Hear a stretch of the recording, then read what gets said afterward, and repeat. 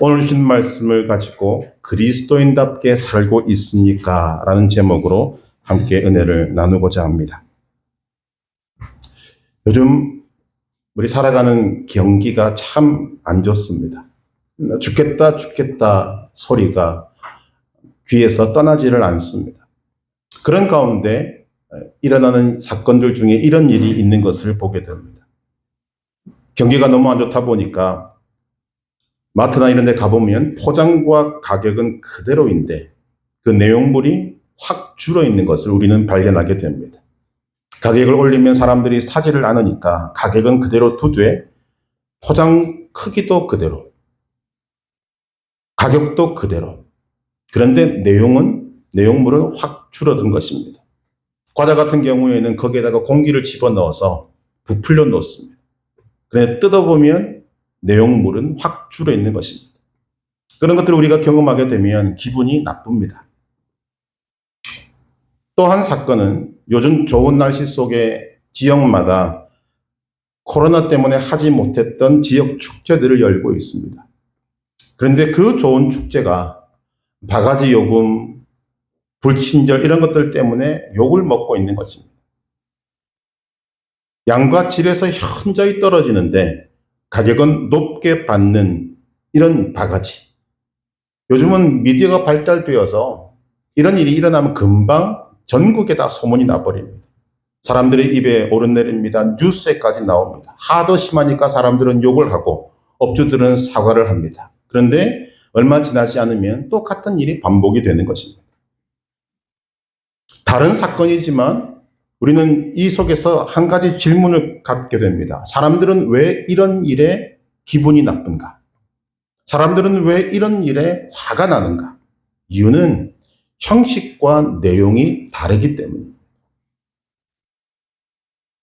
우리는 별 그렇게 인식을 안 하지만 이런 일들을 경험하면 이 형식과 내용의 중요성에 대해서 우리는 함께 한 마음이 되는 것입니다. 형식과 내용은 다 중요합니다. 형식과 내용이 맞을 때 사람들은 인정을 하고 평안을 얻고 별 어려움 없이 살아가게 됩니다. 반대로 형식과 내용이 맞지 않으면 기분이 나쁘고 화가 나는 것입니다. 이 형식과 내용의 문제를 오늘 그리스도인에 적용해 볼 필요가 있습니다. 여러분은 그리스도인의 형식과 내용을 갖고 있으십니까? 그리스도인의 형식은 있는데 그리스도인의 내용은 없는 삶을 살고 있지는 않습니까? 제목처럼 여러분은 그리스도인답게 살고 있으십니까? 여러분, 그리스도인이라는 이름은 굉장히 의미 있고 또 아름다운 이름입니다. 그리스도에게 속한이라는 뜻을 갖고 있는 것이 그리스도인입니다. 그리스도를 믿고 구세주로 고백한 자를 가리키는데 성도들에게 붙여진 거룩한 호칭입니다. 이 그리스도인이라는 이름이 가장 먼저 붙여진 곳이 본문의 안디옥이라는 도시였습니다. 그리고 그 안디옥에 사는 사람들 중에서 안디옥 교회 성도들에게 처음으로 붙여진 이름이 그리스도인이라는 이름이었습니다.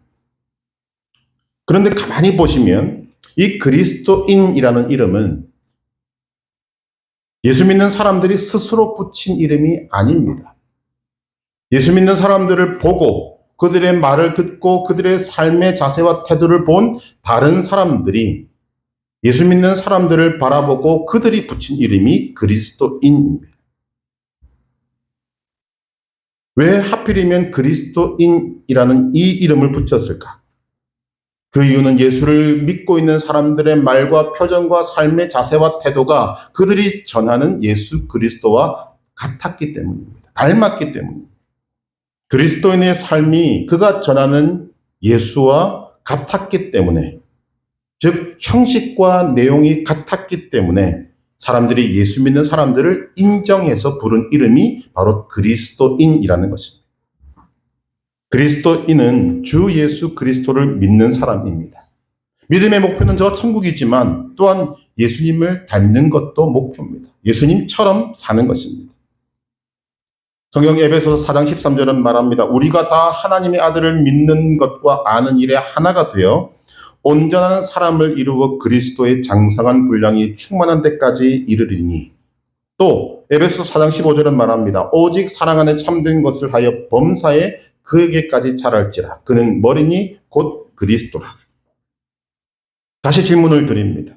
여러분은 그리스도를 본받고 있으십니까? 그리스도인의 형식과 내용을 가지고 있으십니까? 그리스도인답게 살고 있으십니까? 이 답게 산다는 말은 굉장히 의미 있는 말입니다. 통계를 보면 한때 우리나라에서 기독교 인구가 1200만 명이라고 한때가 있었습니다. 그런데 지금은 많아야 700만? 뭐 정확하지는 않습니다. 수치상으로 보면 절반이 사라진 것입니다. 또 정확하지는 않지만 코로나 3년을 겪는 동안에 약 10,000개 이상의 교회가 사라졌습니다. 그만큼 예수 믿는 사람들의 숫자가 줄어들었다는 거죠. 여러 가지 이유가 있겠습니다만 결국은 숫자가 줄었다는 것입니다. 문제는 숫자가 줄어든 이유입니다. 왜 숫자가 줄었을까? 이유는 기독교인의 믿음의 수준이 현저히 낮아진 것입니다. 믿음의 힘을 잃은 것입니다. 믿음의 힘과 능력을 잃은 것입니다. 그 결과로 기독교인의 숫자가 줄어든 것입니다. 우리는 숫자 할 때가 있었습니다만 숫자가 그렇게 중요한 것은 아닙니다. 그냥 다른 의미로 숫자는 굉장히 중요합니다. 우리가 일제강점기를 거치는 동안 독립운동과 관련해서 민족 대표 33인 중에 16명이 기독교인이었습니다. 또 1919년 만세운동으로 인해서 잡혀 들어온 사람의 22%가 기독교인이었습니다. 그런데 당시 우리나라의 기독교인의 비율이 얼마만큼 되었는가? 당시 인구가 1600만 명 정도로 이야기를 하는데 그때 당시에 기독교인의 숫자는 20만 명이었습니다. 수치적으로 보면 1.5%였습니다. 그런데 만세운동이 일어나고 감옥에 붙잡혀간 사람들의 비율을 보니까 전체적으로 그리스도인의 비율은 1.5%인데 감옥에 들어간 그리스도인의 비율은 22%였다는 거죠. 얼마만큼 그들의 믿음으로 살았는가 하는 것을 보여주는 것입니다. 그들의 믿음의 형식과 믿음의 내용이 풍성했다는 것을 말하는 것입니다. 성경은 이렇게 믿음의 형식과 내용을 갖춘 사람들을 세상이 감당하지 못하는 사람들이다 라고 부르고 있습니다. 그렇다면 오늘 우리는 어떠합니까? 세상이 감당하지 못하는 사람으로 살고 있으십니까? 그리스도인답게 살고 있으십니까? 그리스도인이라는 이름은 있지만 세상이 감당하지 못하는 삶을 살기는커녕 세상을 감당하지 못해서 허덕대고 있는 그런 모습은 아니십니까? 만약 우리가 그리스도인답게 살고 있지 못하다면 그 원인은 어디에 있습니까? 저는 성경을 통해 또 이스라엘 백성들을 통해서 그 원인을 발견하게 됩니다. 출애굽기를 보면 하나님께서는 모세를 보내서 노예 생활을 하고 있던 이스라엘 백성들을 이집트에서 구원하십니다. 10가지 재앙으로 이 틀을 치시자 왕인 바로가 견디지 못하고 이스라엘 백성들을 내보내줍니다. 그러나 이스라엘 백성들이 외통의 길로 들어서서 홍해바다로 향하자 바로는 이집트 군대를 동원해서 이스라엘을 뒤쫓습니다. 하나님께서는 홍해바다를 갈라놓으시고 이스라엘 백성들이 걸어서 건너게 하십니다. 그리고 뒤쫓는 이집트 군대를 수장시키시고 바다를 원래대로 돌려놓으셨습니다. 이스라엘은 출애굽을 한 것입니다. 그런데 바울은 이스라엘 백성이 하나님의 전적인 은혜로 이 홍해바다를 건넌 것을 세례라고 말합니다. 고린도전서 10장 1절 2절을 보면 이렇게 말합니다. 형제들아 나는 너희가 알지 못하기를 원하지 아니하노니 꼭 알기를 원한다 그 말입니다. 우리 조상들이 다 구름 아래에 있고 바다 가운데로 지나며 모세에게 속하여 다 구름과 바다에서 세례를 받고 모세에게 속하여 다 구름과 바다에서 세례를 받고 이스라엘 백성들이 홍해바다를 건넌 것 이것을 구원이라고 말하고 이것을 세례를 받았다라고 말하는 것입니다. 그런데 구원을 받고 세례를 받은 이스라엘 백성들이 홍해바다를 건너고 난 이후에 광야로 들어가서 어떤 삶을 살았습니까? 라고 묻는다면 그들의 삶은 네 가지로 말씀드릴 수 있습니다. 첫째, 불평. 둘째, 불만. 셋째, 원망. 네 번째, 이집트로 돌아가자. 여러분, 이스라엘 백성들의 문제가 무엇입니까? 이스라엘 백성들은 하나님의 은혜로 구원받았습니다. 세례를 받은 것입니다. 구원의 형식을 갖춘 것입니다. 홍해를 바다를 건넜으니 구원의 내용도 있는 것입니다. 그런데 그것으로 끝이었습니다. 홍해 바다를 걷는 것 외에 구원의 형식은 갖추었지만 구원의 내용은 그 이후에 첨가된 것이 하나도 없습니다. 구원의 내용 중에 채워야 될 것들을 채운 것이 하나도 없다는 말씀입니다. 구원의 의미를 모르는 것입니다.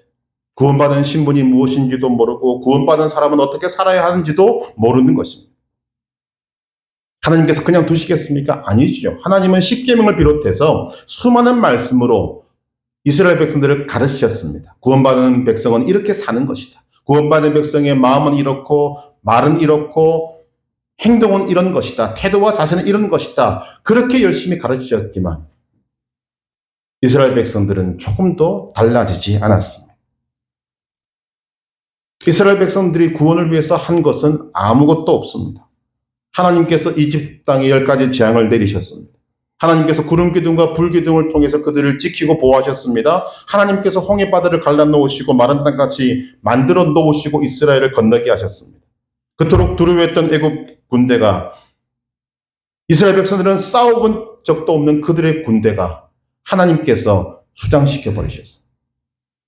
이스라엘 구원은 전적으로 하나님의 은혜입니다. 그렇다면 자신들이 아무것도 한 것이 없는 구원을 거저받았다면 하나님 감사합니다 하고 앞으로 어떤 일들을 만나든 오늘까지 선하게 인도하신 하나님께서 계속해서 선하게 인도하실 것을 믿고 순종하면 되는데 그것이 구원받은 사람들의 정상적인 태도일 것인데 이스라엘은 감사는커녕 사사건건 불평, 불만, 원망을 터뜨립니다.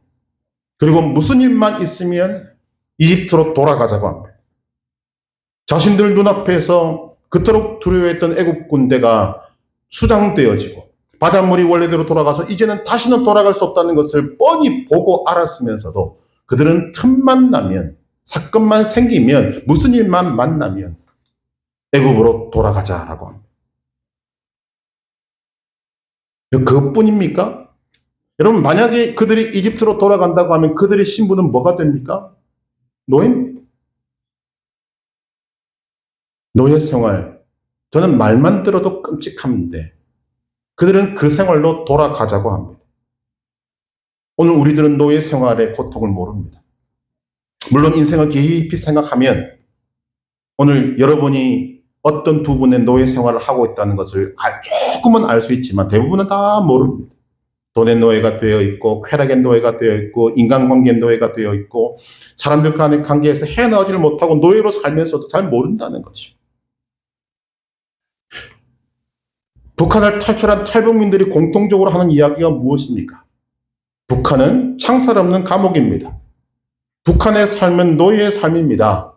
그런데 여러분 그들이 이렇게 말할 수 있는 이유가 무엇입니까? 그들이 어렵게 목숨 걸고 북한을 탈출해서 자유 대한민국에 와서 자유가 무엇인지를 알았기 때문에 자유가 무엇인지를 살고 있기 때문입니다. 북한에 있을 때는 정말 힘들지만 비교 대상이 없으니까 그냥 산 것입니다. 마지못해 산 것입니다. 그런데 자유 대한민국에 와보니 북한의 삶이 노예의 삶인 것을 알게 되었다는 거죠. 그들에게 북한은 지옥이고 한국은 천국입니다. 이들에게 다시 북한으로 가라면 갈 사람 아무도 없습니다. 그런데 이스라엘 백성들은 노예로 힘들게 살았으면서도 하나님께서 은혜로 그들을 완벽하게 구원시켜 두었더니 그 은혜는 저버리고 감사하기는커녕 불평, 불만, 원망을 쏟아내고 틈만 나면 이집트로 돌아가겠다. 노예로 돌아가겠다고 하는 것입니다. 정말 어이없는 일입니다. 자, 문제는 지금 불평불만 원망을 터뜨리고 사건만 벌어지면 이집트로 돌아가겠다고 한 이들이 홍해바다를 건넜다는 것입니다. 구원받았다는 것입니다. 세례를 받았다는 것입니다. 그런데 삶은 여전히 노예의 삶을 살고 있는 것입니다. 이것이 이스라엘의 문제고 오늘 이 시대의 그리스도인들의 문제라고 생각이 됩니다. 구원은 받았으나 구원의 형식은 갖추었으나 구원의 내용은 없는 것입니다. 구원의 의미를 모르는 것입니다. 구원의 내용은 당연히 모르는 거죠. 사도 바울은 이 부분에 대해서 이 홍해바다를 걷는 것을 세례라고 이야기하지만 거기에 또 덧붙여서 이렇게 말씀을 전하고 있습니다. 로마서 6장 1절에서 4절에 보면 그런즉 우리가 무슨 말을 하리요 은혜를 더하게 하려고 죄에 거하겠느냐 그럴 수 없느니라. 죄에 대하여 죽은 우리가 어찌 그 가운데 더 살리요. 무릇 그리스도 예수와 합하여 세례를 받은 우리는 그의 죽으심과 합하여 세례를 받은 줄을 알지 못하느냐. 그러므로 우리가 그의 죽으심과 합하여 세례를 받음으로 그와 함께 장사되었나니 죽었으니 이는 아버지의 영광으로 말미암아 그리스도를 죽은 자 가운데서 살리심과 같이 우리로 또한 새 생명 가운데서 행하게 하려 함이라. 자, 바울이 설명한 내용을 따라가십시다. 바울은 이스라엘 백성들이 홍해바다를 건넌 것을 구원이라고 말합니다. 세례를 받았다고 말합니다. 그리고 죄에 대하여 죽은 것이라고 말합니다. 이렇게 볼 때 세례에는 두 가지 의미가 있습니다. 첫째는 그리스도 예수의 죽으심과 합하여 죽는 것입니다. 둘째는 그리스도 예수의 부활과 합하여 부활하여 새 생명 가운데서 행하는 것입니다. 즉 세례는 죽고 사는 것입니다. 그리스도가 십자가에서 죽을 때 우리의 옛 사람도 그리스도와 함께 죽고 그리스도가 부활할 때 우리는 새 삶으로 함께 부활하여 새 생명으로 사는 것입니다. 이스라엘 백성들이 안 한 것은 무엇입니까? 구원은 받았으나 구원의 삶은 살지 않은 것입니다. 이스라엘 백성들은 구원을 받았음에도 불구하고 문제만 생기면 자신들이 구원받지 않은 것처럼 말하고 있다는 것입니다. 즉 형식은 있는데 내용은 없는 것입니다. 자, 무슨 문제가 발생합니까? 오늘 우리는 경험적으로 압니다. 형식과 내용이 다르면 뭐가 생기지요? 기분이 나쁘고 화가 납니다. 이게 공통적인 인간의 모습입니다. 그런데 구원받은 백성이 구원의 형식은 갖추었는데 구원의 내용을 갖추지 못하면 기분이 나쁘고 화가 나는 분이 계십니다. 그분이 구원자 하나님이십니다. 하나님이 기분이 나쁘고 화가 난다. 하나님은 기분 따라 행하시는 분이 아닙니다. 그러나 오늘 우리의 이해를 돕기 위해서 하나님을 그렇게 제가 표현을 하겠습니다. 기껏 구원해 주었더니 감사는 단 한마디도 없고 사사건건 불평불만 원망하고 틈만 나면 이집트로 돌아가겠다는 이 이스라엘. 구원의 형식은 있는데 구원의 내용이 없는 이스라엘 보면 하나님께서 속이 어떻게 되시겠습니까? 기분이 나쁘고 화가 나죠. 그 결과 출애굽 1세대 중에 장정 60만 명, 즉 성인 60만 명 중에 하나님이 약속하신 가나안 땅에 들어간 것은 단 2명입니다. 나머지 59만 9,998명은 광야에서 죽었습니다. 성경은 뭐라고 표현하고 있습니까? 고린도전서 10장 5절에 그러나 그들의 다수를 하나님이 기뻐하지 아니하셨으므로 그들이 광야에서 멸망을 받았느니라. 오늘 이 말씀이 여러분들에게 자극이 되기를 저는 소망합니다. 이 숫자 충격적입니다. 60만 명 중에 2입니다. 믿음의 사람들이 하는 이야기가 있습니다. 많은 사람들이 그렇게 이야기합니다. 예수님이 재림하시고 나면 우리가 심판대 앞에 서게 되는데 그 심판대에서 구원받는 사람은 지금 우리가 생각하는 것보다 훨씬 적을 것이다. 저도 거기에 공감이 갑니다. 이 숫자가 우리에게 그것을 보여줍니다. 여러분, 이 출애굽 1세대가 어떤 사람들입니까? 하나님께서 애굽 땅에 10가지 재앙을 내리시는 것을 직접 눈으로 보고 듣고 경험한 사람들. 하나님이 갈라놓으신 홍해바다를 자신들의 발로 직접 건넌 사람들입니다. 구원받은 사람들입니다. 하나님을 모른다 말할 수 없는 사람들입니다. 하나님의 역사를 못 보았다 말할 수 없는 사람들입니다. 그런데 그들 중에 단 2명만 하나님이 약속하신 가나안 땅에 들어갔습니다. 직접적으로 물으십시다. 여러분은 천국 가실 수 있으십니까? 신반대 앞에서 잘했다 충성된 종아, 네가 작은 일에 충성하였으니 하나님의 잔치에 참여할지어다라는 하나님의 칭찬을 들으실 수 있으시겠습니까? 아니면 악하고 게으른 종아, 이 무익한 종을 바깥 어두운 데 내쫓으라. 거기서 슬피 울며 이를 갈리라 하는 저주를 들을 것인가? 여러분이 구원의 형식과 내용을 갖추었다면 여러분은 천국에 들어가고 하나님의 칭찬도 들을 것입니다. 그러나 구원의 형식과 내용을 갖추지 않았다면 생각하기도 싫습니다.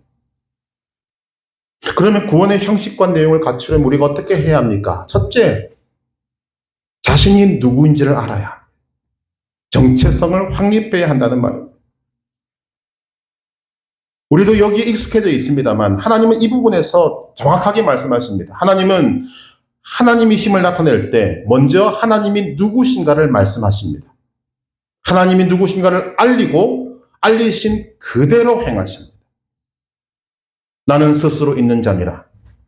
여호와 라파 치료자 하나님, 여호와 샬롬 평강의 하나님, 여호와 니시 승리의 하나님, 여호와 이레 준비하신 하나님, 성경에 숱하게 하나님이 자신을 나타내시는 이름들이 있습니다. 그런데 그 이름들이 뭐냐? 그것은 하나님이 그렇게 하신다는 것입니다. 하나님은 이름에 걸맞게 100% 그대로 행하시는 분이십니다. 예수님도 마찬가지입니다. 예수님은 성경에 보면 자기 자신에 대해서 나는 이다, I am 이라는 말씀을 많이 하셨습니다. 나는 양의 문이라, 나는 선한 목자라, 나는 부활이요 생명이라. 예수님도 어떻게 하셨습니까? 예수님이 하신 말씀대로 나는 무엇이다라고 하신 말씀대로 100% 사셨습니다. 그런 하나님께서 믿음의 백성들에게도 동일하게 얼마나 많은 말씀들을 하시는지 모릅니다. 하나님께서 이스라엘 백성들을 출애굽시키실 때 모세로 하여금 바로 왕에게 이렇게 선포하라고 말씀하십니다. 이는 내 백성이다. 그것이 이스라엘 백성들의 정체성입니다. 하나님의 백성이다. 그리고 하나님이 책임지시는 것입니다. 예수님 뭐라고 말씀하십니까? 나는 선한 목자요 너희는 양이라. 너는 내 것이라. 너희는 택하신 족속이요 왕같은 제사장들이요 거룩한 나라요 그의 소유가 된 백성이니 너희는 그리스도인이다. 여러분, 이 말씀이 어떻게 다가오십니까? 이렇게 말씀하시는 이유는 하나님의 은혜로 구원의 형식은 갖추어 주었으니 이제 너희는 거기에 구원의 내용을 채워 넣으라는 말씀입니다. 구원의 형식은 우리가 갖출 수가 없습니다. 우리의 힘과 능력으로 안 됩니다. 오직 하나님이 하실 수 있습니다. 그러니 하나님이 하시고 이제 그 구원의 내용은 우리에게 맡기신 것입니다. 내가 채워야 합니다. 나 자신이 채워야 합니다. 누구도 대신해 줄 수 없습니다. 옛날에 그런 노래 있지 않습니까? 내 인생은 나의 것.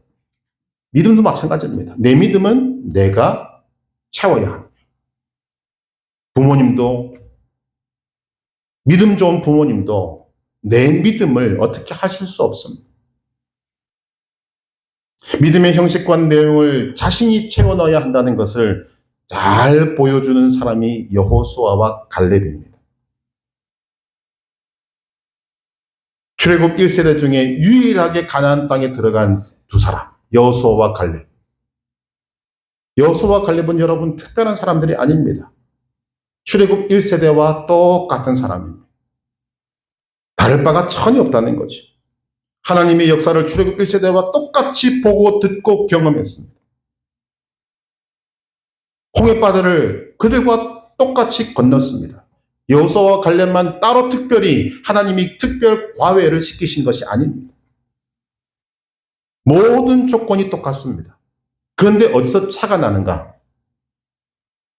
여호수아와 갈렙과 출애굽 1세대와의 차이점은 하나님의 역사를 자신의 믿음의 내용으로 삼았느냐 그렇지 않느냐 하는 것입니다. 여호수아와 갈렙은 이집트 땅에 내려진 10가지 재앙과 홍해바다를 건너면서 하나님이 누구신가를 알았습니다. 배웠습니다. 그리고 믿었습니다.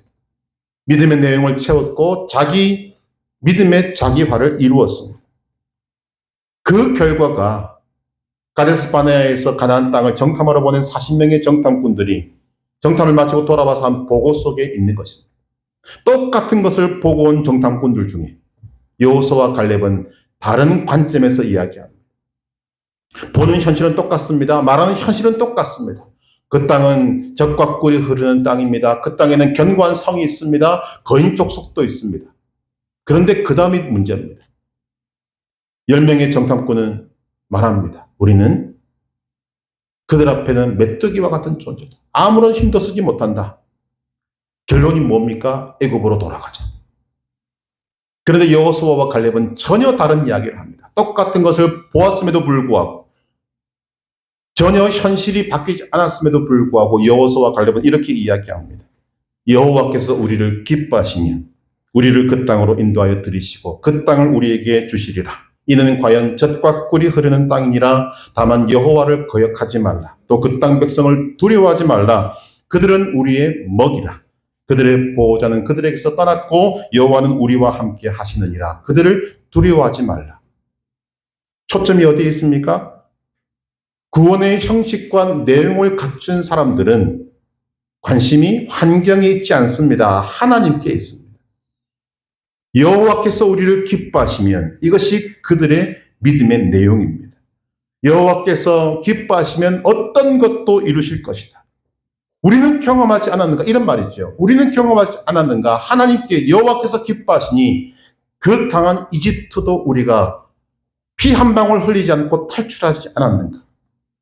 가나안 백성 두려워하지 마라. 우리가 두려워해야 될 진정한 대상은 가나안 백성이 아니라 하나님이시다. 하나님이 우리와 함께 하신다. 무엇이 두려우냐? 지금 이 말을 하고 있는 것입니다.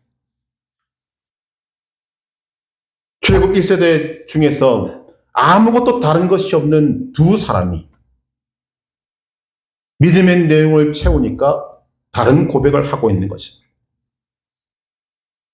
예수님께서 사회 가실 때 바리새인, 사두개인, 서기관들을 신랄하게 비판하고 저주까지 하셨습니다.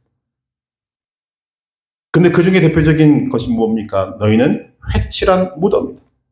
겉과 속이 다른 위선적인 신앙이다. 즉 외모는 깨끗하게 단장하고 있지만 내면은 썩은 냄새가 풀풀 나는 악취를 풍기고 있는 사람들이다. 안팎이 다른 것이다. 이율배반적이다.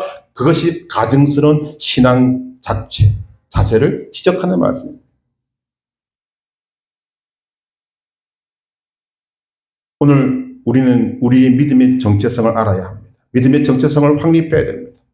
여러분이 생각하면 부족한 것이 많을 것입니다만 여러분 신분은 구원의 형식은 여러분이 갖추는 것이 아닙니다. 하나님이 주신 것입니다. 우리는 믿음으로 선물로 받은 것입니다. 하나님이 여러분들을 그리스도인으로 부르셨습니다. 하나님의 자녀로 부르셨습니다. 예수님을 믿기만 하면 우리는 하나님의 자녀가 되고 그리스도인이 되는 것입니다. 믿음의 정체성. 그것이 여러분들에게 이미 주어졌습니다. 두 번째, 어떻게 우리가 구원의 형식과 내용을 채워갈 수 있습니까? 정체성에 따른 삶이 나타나야 하는 것입니다. 잘하는 말씀 데살로니가전서 5장 16절에서 18절 항상 기뻐하라 쉬지 말고 기도하라 범사에 감사하라 이것이 그리스도 예수 안에서 너희를 향하시는 하나님의 뜻이다. 하나님의 뜻은 여러분을 고생시키시는 것이 아닙니다. 여러분이 어떤 상황에 주어든 간에 항상 기뻐하고 쉬지 말고 기도하고 범사에 감사하는 삶을 살아가도록 하는 것 그것이 하나님의 뜻입니다. 그래서 예수 그리스도의 생명을 여러분들에게 주신 것입니다. 근데 그 다음 말씀을 우리는 잘 읽지 않지만 이렇게 말합니다. 데살로니가서 5장 19절에서 22절 성령을 소멸하지 말며 예언을 멸시하지 말고 범사에 헤아려 좋은 것을 취하고 악은 어떤 모양이라도 버리라. 예수님을 믿는데, 그리스도인이 되었는데 여전히 생각은 20당에 가 있어서 노예의 생각을 하고 죄의 생각을 하고 죄의 행동을 하고 있는 것 안 된다는 것입니다. 그것은 정체성에 맞지 않는 것입니다. 구원의 형식에 맞지 않는 것입니다. 우리가 함께 수요일날 묵상하고 있는 고린도 전후서를 보면 고린도 교회는 하나님의 은혜가 풍성하게 주어졌지만 어떤 계기로 인해서 그들이 나뉘고 다투고 싸우는 교회가 되었습니다. 그들을 향하여서 바울이 안타까운 심정으로 전한 편지가 고린도 전후서인데 고린도전서 1장 10절을 보면 이렇게 말씀하고 있습니다. 형제들아, 내가 우리 주 예수 그리스도의 이름으로 너희를 권하노니 모두가 같은 말을 하고 너희 가운데 분쟁이 없이 같은 마음과 같은 뜻으로 온전히 합하라. 자, 여러분 잘 보십시오. 지금 서로 나뉘어져서 싸우고 있는 고린도 교인들을 향해서 바울이 뭐라고 부르고 있습니까? 형제들아. 이것이 바울의 관점이자 하나님의 관점입니다. 바울의 입장에서는 한 형제인 고린도 교인들이 서로 나뉘어서 다투고 싸우는 것이 이해가 안 되는 것입니다. 고린도 교인들은 십자가의 은혜로 한 형제 자매된 자들 아닙니까?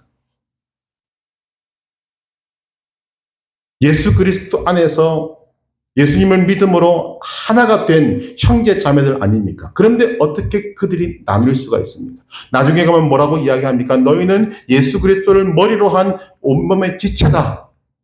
그런데 그 지체가 나는 이 몸이 아니다라고 떨어지면 살 수 있습니까? 아니지 않습니까? 지금 그 이야기를 하는 거죠. 형제들아, 너희는 형제들이다. 근데 바울은 거기다가 하나를 덧붙입니다. 11절 넘어가면 내 형제들아, 자신도 당신들과 똑같은 하나의 형제다.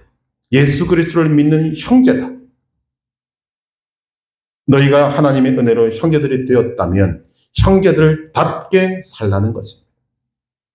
형제들답게 사는 것이 무슨 삶입니까? 같은 말을 하고 분쟁이 없이 같은 마음과 같은 뜻으로 온전히 합하라는 것입니다.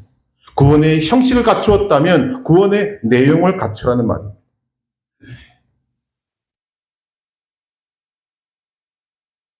우리는 인생을 살아오는 가운데 이 답지 못한 것 때문에 얼마나 많은 화가 있고 상처가 있는지 모릅니다. 아버지답지 않은 삶을 사는 아버지 때문에 상처가 있고 어머니답지 않은 삶을 살았던 어머니 때문에 분노가 생기고 형제답지 않은 삶을 사는 형제 때문에 평생 원수가 되고 성도답지 않은 성도 때문에 교회에서 상처만 쌓이고 목사답지 않은 목사 때문에 평생 하나님과 등지고 살아가는 수많은 사람들 저도 보고 있습니다. 그런데 오늘 그 답게 살지 못하는 속에 저와 여러분들도 얼마든지 들어가 있을 수 있다는 말씀이 오늘의 말씀입니다. 오늘 우리는 구원의 형식을 갖춘 사람들입니다. 예수님을 믿는 사람들입니다. 세례를 받고 입교를 한 사람들입니다. 교회 일원이 되어 있습니다. 함께 예배를 드리고 있습니다. 하나님 말씀에 따르면 우리는 하나님의 자녀요 하나님의 택하신 족속 왕같은 제사장 거룩한 나라 하나님의 소유가 된 백성입니다. 여러분 한 사람 한 사람이 그리스도인입니다. 여러분 스스로에게 물어보셔야 됩니다. 나는 그리스도인답게 살고 있는가? 나는 구원의 형식은 있는가? 나는 구원의 형식의 내용을 맞춰가고 있는가? 구원의 내용을 채우는 것은 오직 본인만이 할 수 있는 것입니다. 어느 누구도 대신해 줄 수 없습니다. 구원의 형식을 갖추고 구원의 내용을 채워 나가시를 바랍니다. 그렇게 사는 것이 그리스도인답게 사는 것입니다. 바울은 하나님의 마음으로 우리에게 이렇게 전합니다. 너희가 고난당할 때 하나님을 생각하고 참으면 복이다. 똑같은 원리입니다. 우리가 어떤 일을 당할 때 본능대로 과거의 모습대로 그냥 화내고 불평하고 불만을 터뜨리고 원망하고 하는 그런 삶이 아니라 하나님을 생각하고, 내가 그리스도인인데 한번 생각하고, 그럴 때 우리의 삶이 조금씩 변하는 것입니다. 여러분, 하나님께서 그리스도인들이 그리스도인답게 사는 것을 시도하다가 제대로 살지 못하고 쓰러지는 것, 여러분, 하나님 내치지 않습니다. 오히려 그 시도를 귀하게 보십니다. 위로와 힘과 능력을 다시 부여하십니다. 그리고 우리에게 말씀하십니다. 다시 일어나라. 내가 너의 손을 붙잡고 갈 터이니 다시 함께 가자. 구원의 내용을 채우는 이 일에 우리가 함께 나아가자. 우리에게 말씀하시는 것입니다. 그리스도인다운 삶을 살 때 세상이 감당하지 못하는 삶이 되고, 그리스도인다운 삶을 살 때 여러분이 그토록 바라던 삶의 승리가 여러분의 것이 되는 것입니다. 더 나아가 그리스도인답게 살 때 우리는 참 놀랍고 감사하게도 하나님의 기쁨이 되고, 하나님께서 우리를 영광스러워 하신다고 약속하십니다. 그리스도인이라는 이 정체성을 확립하고 그리스도인답게 살아서 하나님께 영광이 되고 하나님께 기쁨을 올려드리는 복된 그리스도인 되시길 주님의 이름으로 축복합니다.